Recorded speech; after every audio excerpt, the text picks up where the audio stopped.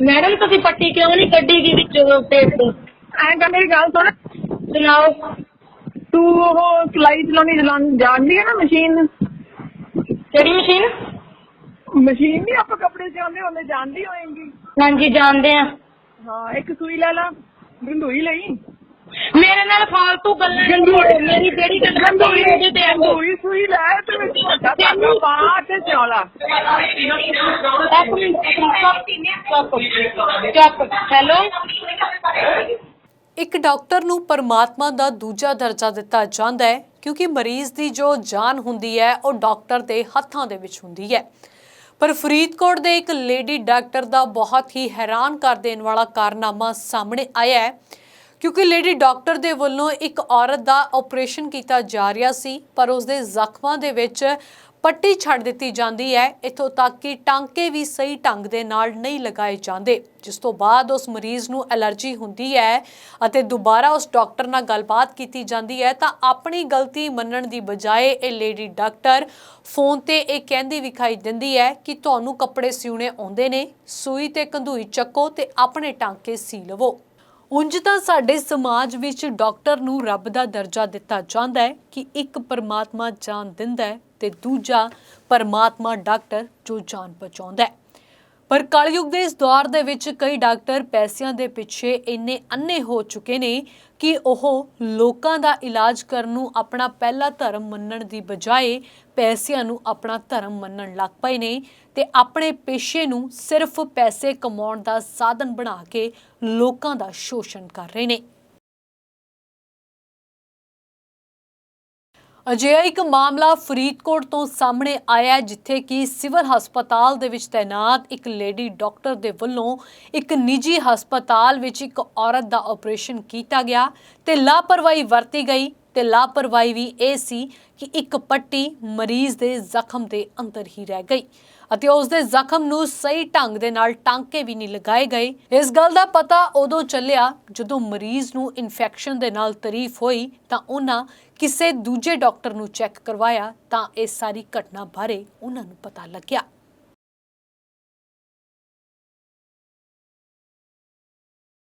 ਇੱਥੋਂ ਤੱਕ ਕਿ ਜਦੋਂ ਇਸ ਸੰਬੰਧੀ ਆਪਰੇਸ਼ਨ ਕਰਨ ਵਾਲੀ ਲੇਡੀ ਡਾਕਟਰ ਦੇ ਨਾਲ ਫੋਨ ਤੇ ਪੀੜਿਤ ਪਰਿਵਾਰ ਦੇ ਵੱਲੋਂ ਸੰਪਰਕ ਕੀਤਾ ਗਿਆ ਤਾਂ ਉਹਨਾਂ ਅੱਗੋਂ ਪੀੜਿਤ ਪਰਿਵਾਰ ਨੂੰ ਇਹ ਕਹਿ ਦਿੱਤਾ ਕਿ ਤੁਹਾਨੂੰ ਕੱਪੜੇ ਸਿਉਣੇ ਆਉਂਦੇ ਹੋਏ ਇਸ ਲਈ ਸੂਈ ਕੰਧੂਈ ਲੈ ਕੇ ਖੁਦ ਹੀ ਟਾਂਕੇ ਲਗਾ ਲਵੋ। ਪੀੜਿਤ ਪਰਿਵਾਰ ਦੇ ਮੋਬਾਈਲ ਦੇ ਵਿੱਚ ਇਸ ਕਾਲ ਰਿਕਾਰਡਿੰਗ ਰਿਕਾਰਡ ਹੋਈ। हेलो हाँ जी ਦੱਸੋ। मैडम तुसी पट्टी क्यों नहीं कड्डी गी विचों पेट तो? हेलो हेलो ਐਂ ਤਾਂ ਮੇਰੀ ਗੱਲ ਸੁਣ, सुनाओ। ਤੂੰ ਉਹ ਸਿਲਾਈ ਚਲਾਉਣੀ ਜਾਣਦੀ ਹੈ ਨਾ ਮਸ਼ੀਨ? केड़ी मशीन? ਮਸ਼ੀਨ ਨਹੀਂ ਆਪਾਂ ਕੱਪੜੇ ਸਿਉਂਦੇ ਹੁੰਦੇ, ਜਾਣਦੀ ਹੋਏਗੀ। हाँ जी जानते हैं। ਹਾਂ, ਇੱਕ ਸੂਈ ਲੈ ਲਾ, ਗੰਢੂਈ ਲਈ। मेरे नाल फालतू गल्लां नहीं छोड़, मेरी जेड़ी गल गंदोई ओदे ते आंदो। ਗੰਢੂਈ ਸੂਈ ਲੈ ਤੇ ਵਿੱਚ ਵੱਡਾ ਧਾਗਾ ਪਾ ਤੇ ਸਿਉਂ ਲਾ। हेलो हेलो ਕੀ ਕਰ ਲਈ? नहीं तुसी पट्टी क्यों नहीं कड्डी गी? ਸਾਡੇ ਵਹਿਮ ਨਾ ਕਰੋ, ਜਿਹੜੀ ਹੈ ਨਾ ਅੰਦਰ ਆਰਗਨਸ ਨਹੀਂ ਹੈਗੀ, ਉੱਤੇ ਹੈਗੀ ਹੈ। ਇਹ ਪੱਟੀ ਜਿਹੜੀ ਇਨਫੈਕਸ਼ਨ ਨੂੰ ਰੋਕਣ ਵਾਸਤੇ ਹੈ। ਤੇ ਫਿਰ ਤੁਸੀਂ ਵੀ ਪੱਟੀ ਪਾਈ ਹੋਈ ਹੈ, ਅਸੀਂ ਵਿੱਚ ਪੱਟੀਆਂ ਕਰਵਾਈ ਜਾਂਦੇ ਆ। ਤੁਹਾਨੂੰ ਬਿਲਕੁਲ ਤੁਸੀਂ ਤੁਹਾਨੂੰ ਪਿੱਛੇ ਸਹੀ ਕਲਾਏ ਤੁਸੀਂ ਮੈਨੂੰ ਉਸ ਦਿਨ ਮੈਨੂੰ ਤੁਸੀਂ ਦੱਸੋ, ਤੁਸੀਂ ਮੈਨੂੰ ਦੱਸਣਾ ਸੀ ਵੀ ਪੱਟੀ ਪਾਈ ਕਰੋ। ਵਹਿਮ ਨਾ ਕਰੋ, ਫਿਰ ਓਪੀਡੀ ਚ ਆ ਜਿਓ, ਤੁਹਾਨੂੰ ਚੈੱਕ ਕਰਕੇ ਜੋ ਵੀ ਦਵਾਈ। ਪਹਿਲੇ ਕੀ ਕੀਤਾ ਉਲਟਾ, ਅਸੀਂ ਤੁਹਾਨੂੰ ਚਲੋ ਠੀਕ ਆ ਅਸੀਂ ਆ ਜਾਣਾ ਸੀ। ਮੇਰੀ ਗੱਲ ਆਪਣੇ ਵੱਲੋਂ ਬੈਸਟ ਹੀ ਕੀਤਾ ਰਾਜੇ, ਤੁਸੀਂ ਵਹਿਮ ਕਰ ਰਹੇ ਹੋ ਕਿ ਕੋਈ ਵਹਿਮ ਨਾ ਕਰੋ, ਠੀਕ ਹੈ? ਓਪੀਡੀ ਚ ਆਓ ਸਵੇਰੇ। ਅਸੀਂ ਆ ਜਾਣਾ, ਅਸੀਂ ਸਵੇਰੇ ਨਹੀਂ, ਅਸੀਂ ਅੱਜ ਹੀ ਹੁੰਨੇ ਪਏ ਆ। ਮੇਰੀ ਗੱਲ ਸੁਣੋ, ਇਸ ਦਿਨ ਅਸੀਂ ਪਿੰਕੀ ਨੇ ਦੀਦੀ ਨੇ ਸਾਨੂੰ ਤੁਸੀਂ ਇਹ ਗੱਲ ਕਹੀ ਨਾ ਵੀ ਆ ਕੇ ਇਹਨਾਂ ਨੂੰ ਐਡਮਿਟ ਕਰਵਾਓ, 2-3 ਦਿਨ ਟ੍ਰੀਟਮੈਂਟ ਚੱਲ ਕੇ ਚੌਥੇ ਦਿਨ ਇਹਨਾਂ ਦੇ ਸਟਿਚਸ ਲੱਗਣਗੇ, ਤੁਸੀਂ ਇਹ ਗੱਲ ਕਹੀ ਸੀ ਨਾ? ਹਾਂ ਦੱਸ ਸੀ ਨਾ, 1 ਮਿੰਟ। ਤੇ ਅਸੀਂ ਉਸ ਤੋਂ ਬਾਅਦ ਇਹ ਗੱਲ ਕਹੀ, ਅਸੀਂ ਆਖਿਆ ਵੀ ਤੁਸੀਂ ਫਿਰ ਗੱਲ ਬਣਾ ਕੇ ਬਹਿ ਜਾਓਗੇ ਤੇ ਦੀਦੀ ਨੇ ਕਿਹਾ ਕਿ ਉਹ ਤਾਂ ਬੰਦ ਨਹੀਂ ਹੈ, ਉਹ ਤਾਂ ਲੱਗਣੀ ਹੈ। ਅਸੀਂ ਕਿਉਂ? ਮੇਰੀ ਗੱਲ ਸੁਣ ਕੁੜੀਏ, ਇੱਕ ਤਾਂ ਤੂੰ ਮੈਨੂੰ ਬਾਰ-ਬਾਰ ਫੋਨ ਨਾ ਲਾ। ਕਿਉਂ ਨਾ ਲਾਵਾਂ? ਤੈਨੂੰ ਮੈਂ ਕਹੀ ਜਾਨੀ ਹੈ ਤੂੰ ਪੇਸ਼ੈਂਟ ਲੈ ਆ, ਜੇ ਨਹੀਂ ਲੈ ਕੇ ਆਉਣਾ ਡੀਜ਼ਲ ਤੇ ਨਾਲ ਆ। ਸਾਡੇ ਪੈਸੇ ਵਾਪਸ ਕਰੋ, ਅਸੀਂ ਇਲਾਜ ਪਾਸੋਂ ਕਰਵਾਉਣਾ, ਅਸੀਂ ਤੁਹਾਡੇ ਕੋਲ ਨਹੀਂ ਲਾਉਣਾ, ਬਸ ਅਸੀਂ ਤੁਹਾਨੂੰ ਦਿਖਾਣ ਹੀ ਆਣਾਗਾ। ਇੰਨੇ ਵਿੱਚ ਪੱਟੀ ਸਿਵਲ ਹਸਪੀਟਲ ਚ ਜਾ, ਆ ਹਸਪੀਟਲ ਦੇ ਦਰਵਾਜ਼ੇ ਤੇਰੇ ਵਾਸਤੇ ਬੰਦ ਹੈ, ਸਿਵਲ ਹਸਪੀਟਲ ਚ ਜਾ। ਅਸੀਂ ਇੱਥੋਂ ਕਰਵਾਇਆ, ਧਾਲੀਵਾਲ ਤੋਂ ਕਰਵਾਇਆ ਸੀ, ਇੱਥੇ ਹੀ ਆਉਣਾ, ਮੇਰੇ ਕੋਲੇ ਫਾਰਮ ਅੱਧੇ ਪਏ ਆ, ਘਰੇ ਪਏ ਆ, ਤੂੰ ਕਿਸੇ ਹੋਰ ਭਲੇਖੇ ਚ ਨਾ ਰਹਿ ਜੀ, ਮੈਂ ਸਿਵਲ ਤੇ ਦੇ ਦੂੰਗੀ, ਠੀਕ ਹੈ। ਇਹ ਮੈਂ ਬੋਲਣਾ ਜੇ ਹੈਗਾ ਤੇਰੇ ਵੀ ਮੈਂ ਸਿਵਲ ਤੇ ਦੇ ਦੂੰਗੀ, ਫਾਰਮ ਤੇ ਕਹਿ ਦੂੰਗੀ ਇੱਥੋਂ ਕਰਵਾਇਆ।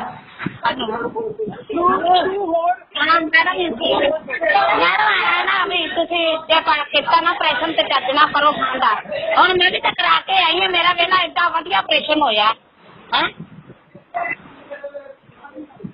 ਮੇਰਾ ਵੇਲਾ 2 ਹੋਏ, ਇੱਕ ਛੱਡ ਕੇ 2 ਹੋਏ ਤੇ ਏਡਾ ਵਧੀਆ ਮੇਰਾ ਆਪਰੇਸ਼ਨ ਹੋਇਆ। ਉਹਦੇ ਵਿੱਚ ਤੁਸੀਂ ਆਪਣੀ ਪੱਟੀ ਪਾ ਛੱਡੀ, ਹਾਂ ਉਹ ਵਿਚਾਰੇ ਕਿੱਥੋਂ ਇਲਾਜ ਕਰਾਉਣ।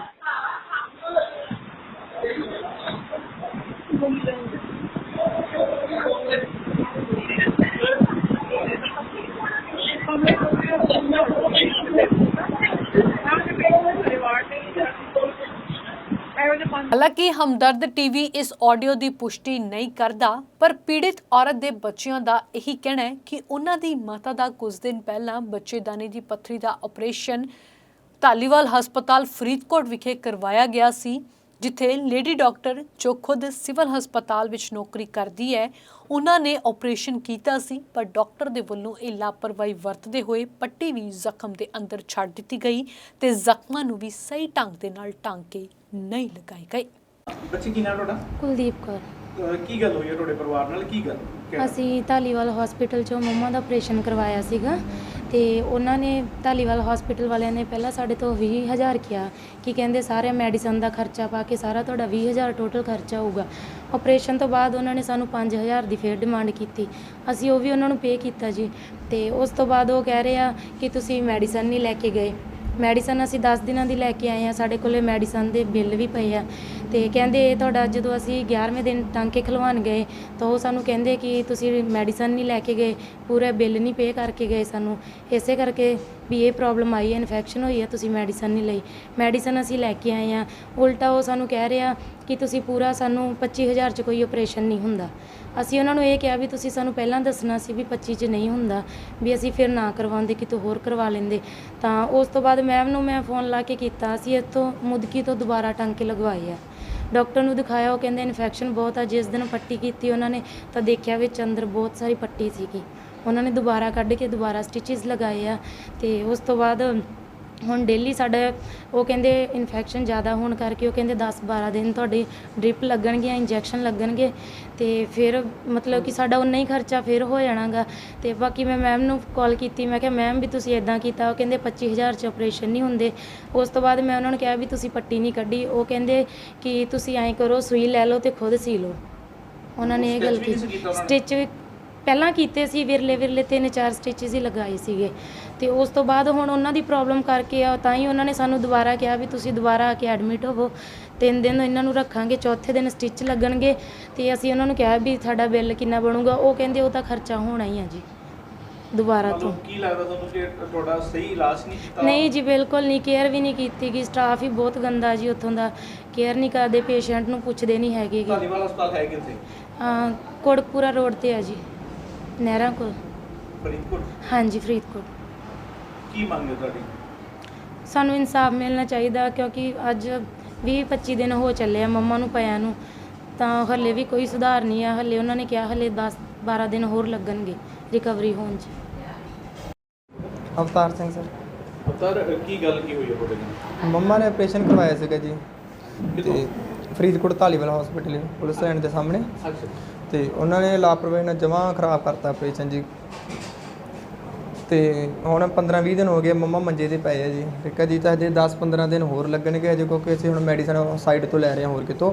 ਉਹਨਾਂ ਨੇ ਤਾਂ ਜਵਾਬ ਦੇ ਦਿੱਤੇ ਸਾਨੂੰ, ਕਹਿੰਦੇ ਪੱਟੀ ਅਸੀਂ ਕਰਨੀ ਨਹੀਂ ਗੀ, ਜੇ ਤੁਸੀਂ ਸਾਡੇ ਕੋਲ ਆਓਗੇ ਤਾਂ ਤੁਹਾਡੇ ਦੁਬਾਰਾ ਖਰਚਾ ਲਿਆ ਜਾਊਗਾ ਜੀ। ਪੱਟੀਆਂ ਵੀ ਵਿੱਚ ਛੱਡਤੀਆਂ ਸੀ? ਹਾਂਜੀ ਸਰ, ਵਿੱਚ ਹੀ ਛੱਡਤੀਆਂ ਪੱਟੀਆਂ ਜੀ, ਉਹ ਦੁਬਾਰਾ ਹੁਣ ਤੋਂ ਕਢਵਾਈਆਂ ਸੀ ਜੀ। ਤੁਹਾਨੂੰ ਕਿਵੇਂ ਪਤਾ ਲੱਗਿਆ ਪੱਟੀਆਂ ਵਿੱਚ ਨੇ? ਉਹ ਜਦੋਂ ਸਰ ਦੁਬਾਰਾ ਸਟਿਚਿੰਗ ਹੋਣੀ ਸੀ ਉਦੋਂ ਉਹਨਾਂ ਨੇ ਕੱਢੀਆਂ ਸੀ, ਪਹਿਲਾਂ ਵੀ ਦੇਖਿਆ ਸੀ, ਤਾਂ ਹੀ ਇਸੇ ਕਰਕੇ ਵੀਡੀਓ ਬਣਵਾ ਲਈ ਸੀ। ਉਹਨਾਂ ਨੇ ਬਕਾਇਦਾ ਗੱਲ ਵੀ ਕੀਤੀ ਸੀਗੀ ਤੇ ਸਾਨੂੰ ਅੱਗੇ ਮੈਮ ਕਹਿੰਦੇ ਕਿ ਤੁਸੀਂ ਖੁਦ ਹੀ ਸੀ ਲਓ ਘਰੇ ਸੂਈ ਨਾਲ। ਅੱਛਾ, ਡਾਕਟਰ ਕਹਿੰਦੇ? ਹਾਂਜੀ ਸਰ। ਕੀ ਮੰਗ ਕੀ ਹੈ ਤੁਹਾਡੀ? ਮੰਗ ਆਹੀ ਸਰ, ਸਾਨੂੰ ਸਾਡਾ ਹੱਕ ਦਿੱਤਾ ਜਾਵੇ ਤਾਂ ਜੋ ਅੱਗੇ ਤੋਂ ਕਿਸੇ ਗਰੀਬ ਨਾਲ ਧੱਕਾ ਨਾ ਹੋਵੇ ਜੀ। ਜਦੋਂ ਇਸ ਪੂਰੇ ਮਾਮਲੇ ਸੰਬੰਧੀ ਸੰਬੰਧਿਤ ਡਾਕਟਰ ਰੁਪਿੰਦਰ ਕੌਰ ਨਾਲ ਸੰਪਰਕ ਕੀਤਾ ਗਿਆ ਤਾਂ ਉਹਨਾਂ ਕਿਹਾ ਕਿ ਜਦੋਂ ਸਿਵਲ ਸਰਜਨ ਸਾਹਿਬ ਵੱਲੋਂ ਉਹਨਾਂ ਤੋਂ ਕੋਈ ਜਵਾਬ ਮੰਗਿਆ ਜਾਵੇਗਾ ਤਾਂ ਮੈਂ ਜਵਾਬ ਦੇ ਦੇਵਾਂਗੀ। ਇਹ ਕਹਿੰਦੇ ਹੋਏ ਉਹਨਾਂ ਨੇ ਫੋਨ ਕਰ ਦਿੱਤਾ। ਮਿਲਣਾ ਸੀਗਾ ਕਿਸੇ ਕੇਸ ਦੇ ਸੰਬੰਧ ਦੇ ਵਿੱਚ ਜੀ। ਕਿਹੜਾ ਕੇਸ? ਮੋਦਗੀ ਤੋਂ ਹਾਂਜੀ ਹਾਂਜੀ, ਅਵਤਾਰ ਸਿੰਘ ਦਾ ਕੋਈ ਉਹਨਾਂ ਨੇ ਤੁਹਾਡੇ ਖਿਲਾਫ ਕੋਈ ਸ਼ਿਕਾਇਤ ਦਿੱਤੀ ਹੈ।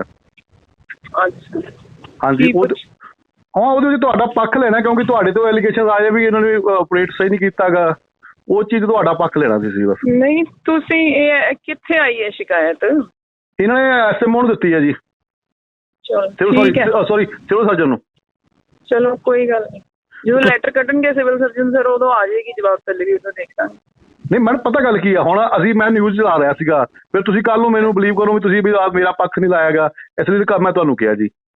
ਉੱਥੇ ਜਦੋਂ ਇਸ ਮਾਮਲੇ ਸੰਬੰਧੀ civil surgeon Faridkot doctor Sanjay Kapoor ਨਾਲ ਗੱਲਬਾਤ ਕੀਤੀ ਗਈ ਤਾਂ ਉਹਨਾਂ ਦਾ ਕਹਿਣਾ ਸੀ ਕਿ ਉਹਨਾਂ ਦੇ ਕੋਲ ਇੱਕ ਦਰਖਾਸਤ ਆਈ ਹੈ ਜਿਸ ਦੇ ਆਧਾਰ ਤੇ 3 ਮੈਂਬਰੀ ਡਾਕਟਰੀ ਜਾਂਚ ਬੋर्ड ਦਾ ਗਠਨ ਕਰ ਦਿੱਤਾ ਗਿਆ। कंप्लेंट मेरे को पेशेंट दी आज आई है और इंक्वायरी मार्क करती है, मैं बोर्ड बिठाता है 3 डॉक्टरों का, एनेस्थेटिस्ट डॉक्टर है, एक मैडिकल स्पैशलिस्ट, एक सर्जन है।